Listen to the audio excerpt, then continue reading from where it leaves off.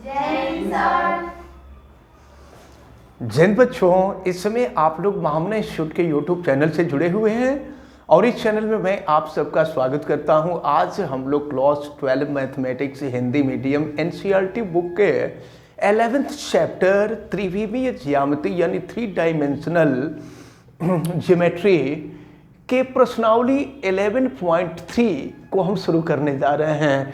और यहाँ 11.3 में हम लोगों को समतल पढ़ना है। और देखिए समतल हम लोग यहाँ पर कुछ फार्मूले होंगे जिनको देखेंगे।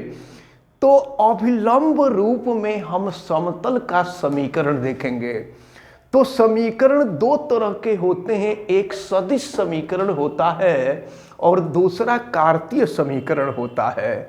तो समझिए सबसे पहले हम सदिश समीकरण बता रहे हैं। देखिए सदिश समीकरण, तो हम आपको बता रहे हैं अभिलंब रूप में समतल का समीकरण और वो भी सदिश समीकरण। तो देखें सदिश समीकरण होता है vector r dot cap n यानी लंब इकाई सदिश, और ये इज इक्वल टू होता है d, जहां d जो है मूल बिंदु से समतल की दूरी होती है। इसको आप दिमाग में रखे रहिएगा। अब इसके साथ साथ हम आपको ये भी बता दें कि अगर कार्तीय रूप में, कार्तीय का मतलब x y z के रूप में, अगर कार्तीय रूप में समतल का समीकरण ज्ञात करना हो तो यह L X plus M Y plus N Z equal to D होता है, जहां यल यक्स अक्ष के दिशा में दिक् कोसाइन या डायरेक्शन कोसाइन है, यम वाई अक्ष के दिशा में डायरेक्शन कोसाइन है, और यन जो है जेड अक्ष के दिशा में डायरेक्शन कोसाइन है, दिक् कोसाइन है, और डी जो है मूल बिंदु से दूरी है। लेकिन एक बात और हम आपको बता दें कि अगर कोई सदिश वेक्टर आर है, ध्यान दीजिए, कोई सदिश वेक्टर आर है, और देखें यहां पर हम आपको बता दें कि हम समीकरण यहां लिख रहे हैं कि समीकरण इस रूप में है a cap i plus b cap j plus c cap k, और ये इज इक्वल टू d। ये जो आप देख रहे हैं ये भी समतल का समीकरण है। तो हम आपको बता दें कि इस स्थिति में समतल का जो कार्तीय समीकरण होता है, समतल का कार्तीय समीकरण ax plus B Y plus C Z is equal to D होता है। इसको याद रखे रहिएगा। तो हम आपको बता दें कि यह ए बी सी जो है यह दिक् अनुपात है, दिक्कोजिया नहीं है, दिक् अनुपात डायरेक्शन रेशियो है। और हमने आपको बताया था कि अगर ए बी सी अगर दिक् अनुपात है तो दिक् कोजिया को हम बड़ी सरलता से ज्ञात कर सकते हैं। यानी अगर ए बी सी, अब एक बात समझ लीजिए, अगर हमें कोई समीकरण कार्तीय समीकरण दिया है तो वह निश्चित रूप से ax plus B Y plus C Z equal to D के रूप में होगा, यानी ये दिक् अनुपात के रूप में होगा, और दिक् अनुपात को हमें दिक्कोजिया के रूप में कन्वर्ट करना होगा, और तब जाकर के हमको समतल का समीकरण मिलेगा। तो चलिए फार्मूले तो ढेर सारे हैं, अभी हम शुरू में केवल एक फार्मूला बताए हैं, और इस फार्मूले पर आधारित जितने क्वेश्चन हैं पहले उन क्वेश्चंस को देखा जाए, फिर बाद में जो क्वेश्चन होंगे उनको हम लोग देखेंगे। चलिए प्रश्नावली 11.3 पे आते हैं और 11.3 के क्वेश्चन नंबर 1 को देखते हैं। क्या पूछा जा रहा है, देखिए, निम्नलिखित प्रश्नों में से प्रत्येक में समतल के अभिलंब, समतल के अभिलंब याद रख रहिएगा, समतल के अभिलंब की दिक कोसाइन को दिक कोजिया भी कह देते हैं, डायरेक्शन कोसाइन भी कहते हैं। अब यहाँ दिक कोसाइन जो दिया है, दिक हिंदी शब्द है और कोसाइन इंग्लिश शब्द है, दोनों को एक ही में मिक्स करके दे दिया है। तो इसको डायरेक्शन कोसाइन भी कहते हैं, दिक कोजिया भी कहते हैं। दिक कोसाइन आपको दिया ही है। और मूल बिंदु से दूरी ज्ञात कीजिए। दिक कोसाइन और मूल बिंदु से दूरी, दिक कोसाइन का मतलब LMN, यल यम यन जो होता है दिक कोसाइन होता है। ABC जो होता है वो डायरेक्शन रेशियो होता है, दिक अनुपात होता है। और D जो होती है वो मूल बिंदु से समतल की दूरी होती है। तो चलिए देखते हैं क्वेश्चन नंबर 1 का जो A पार्ट दिया हुआ है, इसमें Z इज इक्वल टू 2 दिया हुआ है। तो सबसे पहले तो इसको सही रूप में लिखना होगा, ये अपने सही रूप में नहीं है। इसको हम लिखेंगे 0x plus 0y plus Z is equal to 2। यह इसी रूप में हो गया। अब हम यहाँ देखेंगे कि इसके डायरेक्शन रेशियो क्या क्या है।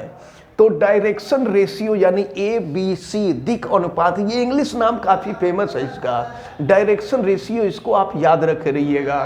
तो यहाँ पर A की जो वैल्यू है वो 0 है और Y का कोफिशिएंट B होता है, B की वैल्यू 0 है। और Z का कोफिशिएंट C होता है, C की वैल्यू 1 है। और फिर हम आपको बता दें ये D जो होती है यही मूल बिंदु से दूरी होती है, ये आपको दिया हुआ है 2। तो अब देखिए दो तरीके हैं। एक तरीका तो ये है कि अगर हमको डायरेक्शन रेशियो मालूम हो गया है तो डायरेक्शन रेशियो से सीधे दिक कोसाइन निकाल लें, और नहीं तो एक दूसरा तरीका मैं आपको बता रहा हूं। दूसरा तरीका हम ये करते हैं कि करड़ी में A का स्क्वायर प्लस B का स्क्वायर प्लस C का स्क्वायर निकालते हैं, और जो आता है उसी से हम दोनों साइड में डिवाइड कर देते हैं। और दोनों साइड में डिवाइड करने के बाद जो मान आता है वही यल यम यन का मान होता है। तो चलिए संजोग से यहाँ A की वैल्यू 0, B की वैल्यू 0 है, तो 0 का स्क्वायर करेंगे 0, 0 का स्क्वायर करेंगे 0, और फिर 1 का स्क्वायर करेंगे तो 1/√1 यानी 1 हो जाएगा। तो इस 1 से हम इसके दोनों साइड में डिवाइड करेंगे, 1 से दोनों साइड में डिवाइड करेंगे। तो दोनों साइड, ये प्रोसेस बता रहा हूं, ऐसे ही करेंगे आप कोई भी क्वेश्चन होगा तो अब अगर 1 से डिवाइड कर देंगे तो 0/1 इंटू एक्स और प्लस हो जाएगा 0/1 इंटू वाई, प्लस हो जाएगा 1/1, जेड का कोफिशिएंट 1 है, 1/1 और जेड, और फिर ये इक्वल टू हो जाएगा 2/1। अब ये अलग बात है कि इसको फिर से हम सही तरीके से लिख लेंगे, लेकिन जब क्वेश्चन कोई सॉल्व करना होगा तो सॉल्व करने का प्रोसेस यही होगा। आप ऐसे ही करेंगे तो दिक्कत नहीं होगी, और नहीं आप डायरेक्ट करने लगेंगे तो गलत कर देंगे आप। तो अब देखिए फिर ये 0x हो जाएगा, और फिर ये 0y हो जाएगा, फिर ये 1z हो जाएगा, और इक्वल टू 2 हो जाएगा। अब जाकर के इसका कंपैरिजन हम करेंगे इससे, LX plus MY plus NZ is equal to D से इसका कंपैरिजन करेंगे। तो देखिए क्या है, यल की वैल्यू, x का कोफिशिएंट यल आता है तो यल की वैल्यू 0 हो जाएगी, y का कोफिशिएंट m आएगा, m की वैल्यू भी 0 आएगी, z का कोफिशिएंट n आएगा, n की वैल्यू 1 आएगी, और यहाँ d की जो वैल्यू है ये 2 आएगी। तो देखिए क्या क्या आपसे पूछा जा रहा था, दिक कोसाइन पूछा जा रहा था। तो दिक कोसाइन, यल की वैल्यू 0, m की वैल्यू 0, n की वैल्यू 1 आ गई, और मूल बिंदु से दूरी पूछी जा रही थी, तो मूल बिंदु से जो दूरी है वो 2 के इक्वल है।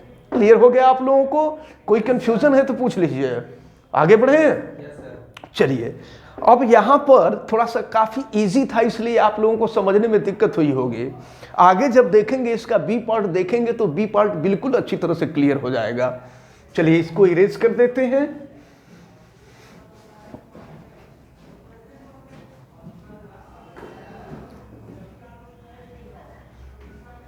देखते हैं इसके बी पार्ट को। बी पार्ट में क्या दिया हुआ है, देखें बी पार्ट में आपको दिया हुआ है x plus Y plus Z is equal to 1 दिया है। ये समीकरण हमेशा इसी रूप में होता है, कभी आप कंफ्यूजन मत होइएगा। ये ax plus B Y plus C Z equal to D के फॉर्म में होता है, इसके फॉर्म में नहीं होता है। lx plus M Y plus N Z के फॉर्म में नहीं होता है। देखने में तो लगेगा कि भाई या एक्स वाई जेड यहाँ भी है, एक्स वाई जेड यहाँ भी है, लेकिन कभी आप कंफ्यूजन में नहीं रहेंगे। ये इक्वेशन हमेशा जो दिया होता है वो ax plus B Y plus C Z equal to D के फॉर्म में होता है। तो अब देखते हैं, यहां पर देखें, इसका कंपैरिजन करेंगे। एबीसी की वैल्यू क्या होगी? तो x का कोफिशिएंट a होता है, a की वैल्यू 1 हो जाएगी। फिर y का कोफिशिएंट b होता है, b की वैल्यू 1 हो जाएगी। फिर z का कोफिशिएंट c होता है, c की वैल्यू 1 हो जाएगी। अभी यहाँ d नहीं आएगा, यहाँ से d निकालेंगे तो गलत आ जाएगा, इसलिए यहाँ से नहीं निकालेंगे आप। अब फिर आगे बढ़ते हैं। तो अब जो है हम यहाँ पर हमने अभी आपको बताया कि हम करते क्या है कि under root A square plus B square plus C square की वैल्यू निकालते हैं। तो ए स्क्वायर 1 का स्क्वायर 1, बी स्क्वायर 1 का स्क्वायर 1, फिर सी स्क्वायर 1 का स्क्वायर 1 हो गया, यानी ये हो गया अंडर रूट 3। अब जानते हैं क्या करते हैं, इस रूट 3 से अब जो समीकरण दिया गया है उस समीकरण के दोनों पक्षों को हम डिवाइड करते हैं। तो जब डिवाइड कर देंगे तो 1/√3x plus 1/√3y plus 1/√3z is equal to 1/√3। अब जाकर के ये LX plus MY plus NZ is equal to D के फॉर्म में हुआ। और इस फॉर्म में करने के बाद ही आप आंसर देंगे। इस फॉर्म में होगा तो आप आंसर नहीं देंगे, इस फॉर्म में आंसर देंगे गलत हो जाएगा आपका। तो अब जो है, लेकिन क्वेश्चन रहेगा इसी फॉर्म में और आप कन्वर्ट करेंगे इस फॉर्म में, तब जाकर के आपका आंसर मिलेगा। तो अब देखिए क्या है, L की वैल्यू हो गई 1/√3। पहली दिकोजिया मिल गई, दिकोजिया L M N होती, cos alpha cos beta cos gamma हमने आपको बताया था। फिर M की जो वैल्यू है ये भी 1/√3 होगी, और यहाँ से n की जो वैल्यू होगी ये भी 1/√3 होगी, और यहाँ पर जो मूल बिंदु से दूरी है ये d इज इक्वल टू 1/√3 होगी। तो इस प्रकार जो है ये क्वेश्चन का जो बी पार्ट है, बी पार्ट आपका क्लियर हुआ। अब बताइए कौन बताएं, सी और डी में से कोई एक बताएंगे? बोलिए कौन बतावें, जल्दी बोलिए, सी बतावें या डी बतावें, कौन सा बतावें? ये क्लियर हो गया, इसको इरेज करते हैं। yes, sir। आप सी और डी में से बोलिए, दोनों में से कोई एक। डी बतावें? yes, चलिए देख लीजिए डी। जैसे बी हुआ है वैसे ही आप सी करेंगे, बी और सी में कोई प्रॉब्लम नहीं है। अब हम आते हैं डी पर, देखते हैं डी क्या है। क्वेश्चन नंबर 1 का डी पार्ट ये दिया हुआ है 5y plus 8 is equal to 0। इसको सबसे पहले हम सही तरीके से लिखेंगे प्रॉपर फॉर्म में। तो इसको लिख सकते हैं 0x plus 5y plus 0z लिख सकते हैं, और प्लस 8 है तो 8 को बराबर के दूसरे तरफ कर दें तो ये हो जाएगा -8। अब इसको फिर सही तरीके से हम करेंगे। अंडर रूट एक्स के कोफिशिएंट, सॉरी एक्स को कोफिशिएंट एबीसी होता, पहले एबीसी हम नोट कर लेते हैं।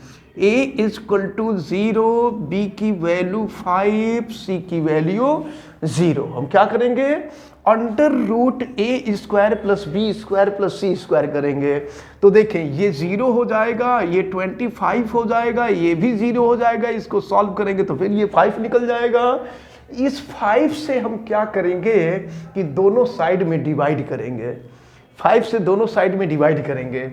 जब दोनों साइड में डिवाइड करेंगे तो ये हो जाएगा 0/5x प्लस 5/5y और प्लस हो जाएगा 0/5z इज इक्वल टू -8/5 हो जाएगा। अब देखिए फिर इसको सही तरीके से लिख लेते हैं। ये हो जाएगा 0x प्लस 1y लिख दीजिए और प्लस 0z इजकल टू -8/5। अब यहां पर अब ये lx plus my plus nz is equal to D के फॉर्म में हो गया। पहले यह ax plus by plus cz is equal to D के फॉर्म में था, अब ये lx और my nz के फॉर्म में हुआ है। अब कंपेरिजन कर दीजिए, lx plus my plus nz is equal to हो जाएगा d। चलिए देखते हैं, तो यल की वैल्यू 0, पहली दिक्कोज्या 0 आ गई, दूसरी जो दिक्कोज्या है वो 1 हो जाएगा और तीसरी दिक्कोज्या n इजकल टू 0 और मूल बिंदु से दूरी d, दूरी -8/5 है, लेकिन दूरी तो कभी ऋणात्मक होती नहीं है, इसलिए इसको प्लस कर देंगे, ये हो जाएगा आपका 8/5।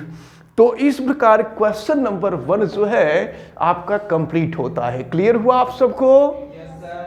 चलिए आगे बढ़ते हैं और आते हैं क्वेश्चन नंबर 2 पर।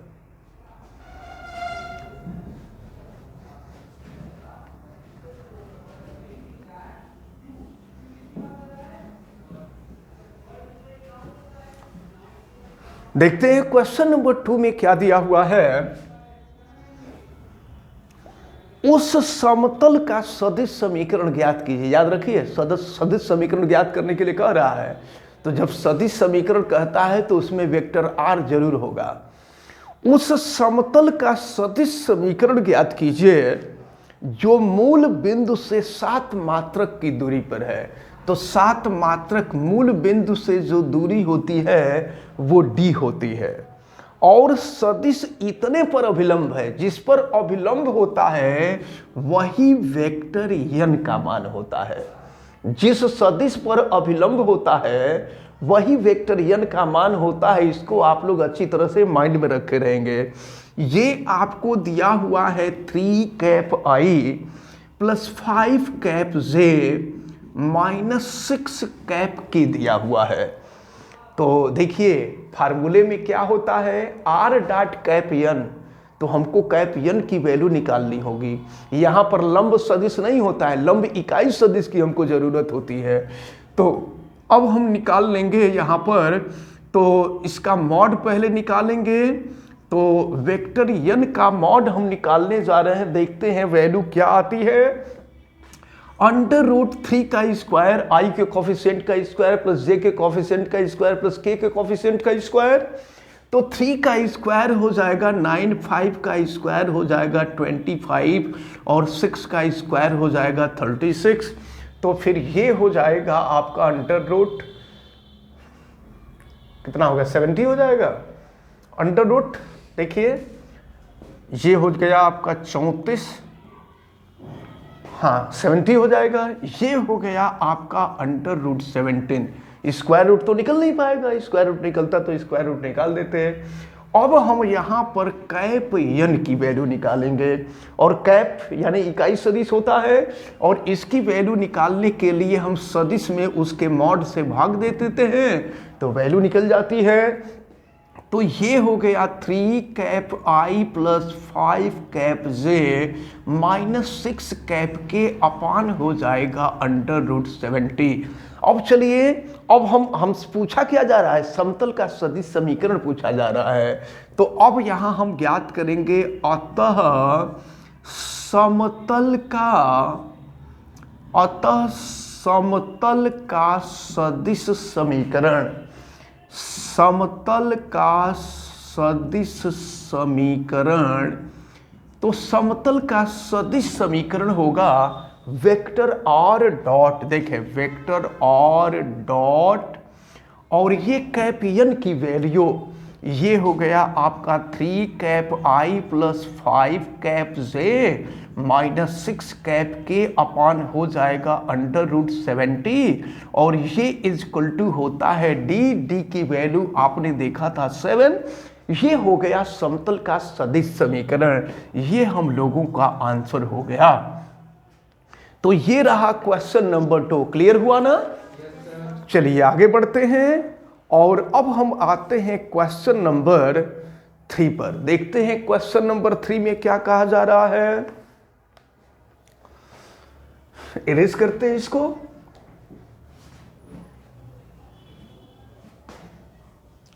अभी जो पहला फार्मूला हम बताए हैं, पहले फार्मूले पर ही बेस्ड अभी क्वेश्चन बता रहे हैं। जब नए तरह का आएगा क्वेश्चन तो उससे बेस्ट जो फार्मूले होंगे उसको हम आपको बताएंगे। देखिए, निम्नलिखित समतलों का कार्तीय समीकरण ज्ञात कीजिए। देखिए, अगर सदिश समीकरण दिया है समतल का और उसको कार्तीय समीकरण में कन्वर्ट करना है तो कैसे कन्वर्ट करेंगे, हम आपको ये बताने जा रहे हैं। हम आपको क्वेश्चन नंबर 3 का सबसे पहले ए पार्ट बताने जा रहे हैं। देखिए, ए पार्ट में क्या है, वेक्टर आर डॉट, ये हो जाएगा कैप आई प्लस कैप जे माइनस कैप के इज इक्वल टू 2। तो ये तो सदिश समीकरण दिया है और इसको कार्तीय समीकरण के रूप में कन्वर्ट करना है। कार्तीय समीकरण के रूप में इसको परिवर्तित करना है। तो जानते हैं क्या करते हैं, वेक्टर आर के जगह पर यक्स कैप आई प्लस वाई कैप जे प्लस जेड कैप के कर देते हैं और करके इसको सॉल्व कर देते हैं, कार्तीय समीकरण निकल जाता है। यही सबसे आसान तरीका है सदिश समीकरण को कार्तीय समीकरण में कन्वर्ट करने का। चलिए हम कर देते हैं, वेक्टर आर की वैल्यू रख देते हैं। ये हो जाएगा यक्स कैप आई प्लस वाई कैप जे प्लस जेड कैप के डॉट प्रोडक्ट है, याद रखे रहिएगा। ये है कैप आई प्लस कैप जे माइनस कैप के इज इक्वल टू 2। चलिए डॉट प्रोडक्ट करते हैं। आपको मालूम है आई के कोफिशिएंट का प्रोडक्ट आई के कोफिशिएंट से, जे का जे के कोफिशिएंट से, के का के कोफिशिएंट से।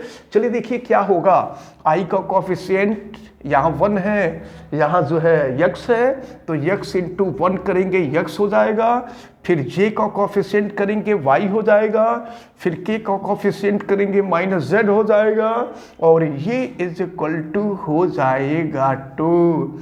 तो इस तरह से आपको कार्तीय समीकरण ज्ञात हो गया। सदिश समीकरण था, कार्तीय समीकरण ज्ञात हो गया। इसमें से कोई और अगर पूछना चाहते हो तो बी और सी में से कर लेंगे आप लोग कि बतावें? सी बता दें, जल्दी बोलिए। Yes sir. चलिए सी देख लीजिए, सी हम बता देते हैं आपको, लेकिन मेथड यही होगा, जो मेथड इसमें बताए हैं ना वही मेथड होगा। चलिए हम आपको बताते हैं इसका सी पार्ट, क्वेश्चन नंबर 3 का सी पार्ट हम आपको बताने जा रहे हैं।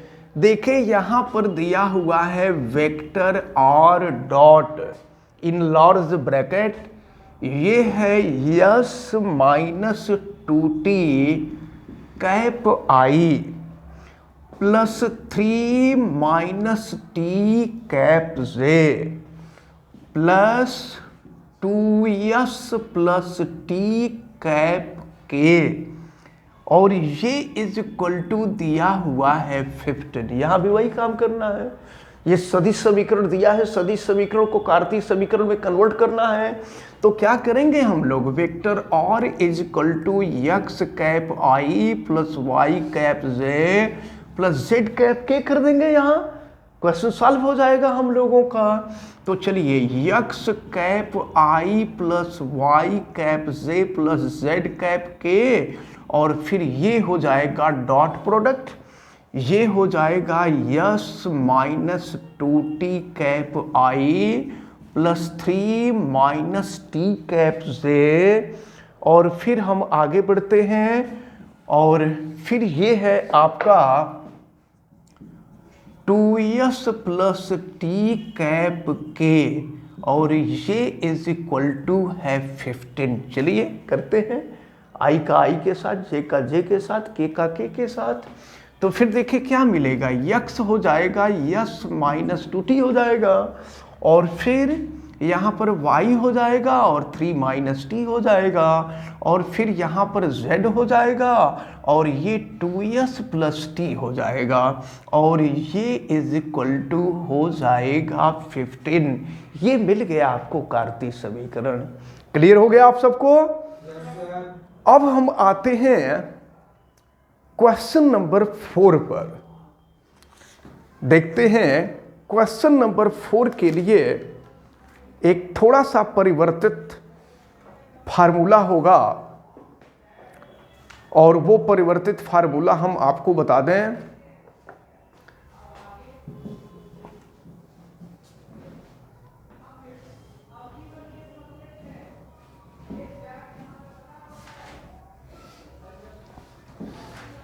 क्वेश्चन नंबर 4 हम आपको बताने जा रहे हैं, यदि मूल बिंदु से समतल की दूरी स्मॉल डी हो और समतल के अभिलंब का जो दिक् कोसाइन है या दिक्कोजा है वो यल यम यन हो, तो लंब के पाद का निर्देशांक अगर हमको ज्ञात करना हो तो यल डी, यम डी और यन डी होता है। ये लंब के पाद का निर्देशांक अगर आपसे ज्ञात करने के लिए कहा जाए तो चलिए देखते हैं। क्वेश्चन नंबर 4 पर आते हैं। क्वेश्चन नंबर 4 में आपको दिया है, निम्नलिखित स्थितियों में मूल बिंदु से खींचे गए लंब के पाद का निर्देशांक ज्ञात कीजिए। लंब के पाद का निर्देशांक ज्ञात करना है। हम एक क्वेश्चन देखें तो समझ में आ जाएगा। क्वेश्चन ए पार्ट हम लोग देखते हैं, और ए पार्ट में आपको दिया हुआ है 2x + 3y + 4z - 12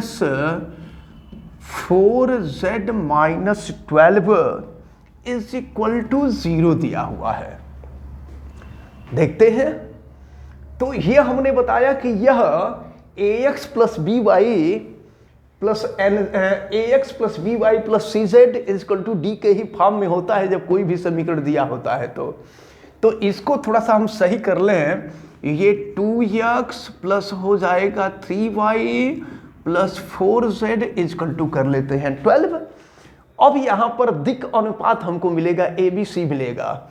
तो देखें, A की वैल्यू हो जाएगी 2, B की वैल्यू हो जाएगी 3, C की वैल्यू हो जाएगी 4, और फिर क्या करेंगे हम, √a² + b² + c²। तो ये 2 का स्क्वायर 4 हो जाएगा, 3 का स्क्वायर 9 हो जाएगा, और फिर 4 का स्क्वायर 16 हो जाएगा। तो ये हो जाएगा आपका √29। अब √29 से डिवाइड करना पड़ेगा दोनों साइड में। तो चलिए दोनों साइड में हम डिवाइड करते हैं। 2/√29x + 3/√29y प्लस हो जाएगा आपका 4/√29z = 12 हो जाएगा √29। अब देखिए कि यहाँ से कंपैरिजन कीजिए कि यल यम यन का मान क्या है। तो x का कोफिशिएंट यल होता है, यल = 2/√29। फिर यम की वैल्यू हो जाएगी 3/√29। फिर यन की वैल्यू हो जाएगी 4/√29, और फिर d की वैल्यू जो होगी ये 12 हो जाएगा √29। तो चलिए लंब के पाद का निर्देशांक पूछा जा रहा है, तो सबसे पहले हम ld की वैल्यू निकालें। तो 2/√29 इंटू d की वैल्यू है 12/√29। क्या हो जाएगा, 12 × 2 = 24। ये 24 हो जाएगा √29 इंटू √29, 29 हो जाएगा। फिर अगर हम निकालें md की वैल्यू, तो देखें यम की वैल्यू है 3/√29, और फिर यहाँ पर हम रख देते हैं d की वैल्यू, ये है 12/√29 कर दीजिए। ये हो जाएगा 12 × 36, 36 हो जाएगा, और ये अपान हो जाएगा 29 हो जाएगा 29। और इसी तरह से थर्ड निकाल लेंगे, ये हो जाएगा यन डी, यन की वैल्यू है 4/√29 √29 और फिर d की वैल्यू है 12 अपॉन √29, तो फिर क्या हो जाएगा, 12 चौक 48 हो जाएगा, 48 हो जाएगा, 48 अपॉन हो जाएगा 29।